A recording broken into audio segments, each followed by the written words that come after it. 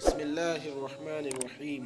محترم دوستو، شیخ رومی رحمۃ اللہ علیہ نے ایک واقعہ نقل فرمایا ہے کہ یمن کے ملک میں جہاں زروان نامی ایک شہر ہے، اس میں ایک مرد صالح رہتا تھا۔ وہ سخی مرد تھا اور سخاوت کی حقیقت کو سمجھتا تھا۔ وہ فصل کی پیداوار کے وقت 10واں حصہ خیرات کرتا تھا، پھر گندم کی پسائی پر 10واں حصہ خیرات کرتا تھا، پھر آٹا گوندنے پر 10واں حصہ خیرات کرتا تھا، پھر روٹی پکنے پر بھی 10واں حصہ خیرات کرتا تھا۔ یہ اس کا طریقہ تھا۔ اس کی وجہ سے اس کی گلی فقیروں کا قبلہ و کعبہ تھی۔ اس کے دروازے پر مساکین کا ہجوم رہتا اور اس کی وجہ سے اس کی فصل، پیداوار، کھیتی اور کاروبار میں برکت تھی۔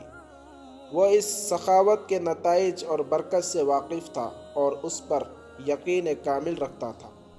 اس نے مرنے سے پہلے اپنے بیٹوں کو بھی اس روش اور طریق کو اپنانے کی نصیحت کی، مگر بیٹوں نے جب دیکھا کہ اس طرح زیادہ حصہ پیداوار تو فقیروں اور مسکینوں کو چلا جاتا ہے، تو انہوں نے حسد کی وجہ سے اور بخل کی وجہ سے اس روش کو چھوڑ دیا اور سخا کی برکت سے محروم ہو گئے۔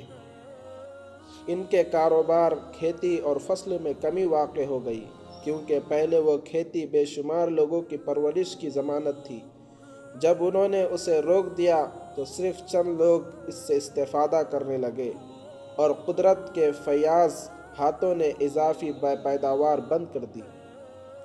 سبق اس سے یہ ملتا ہے کہ اللہ کی راہ میں مال و دولت خرچ کرنے سے کمی نہیں، بلکہ اس میں برکت اور اضافہ ہوتا ہے۔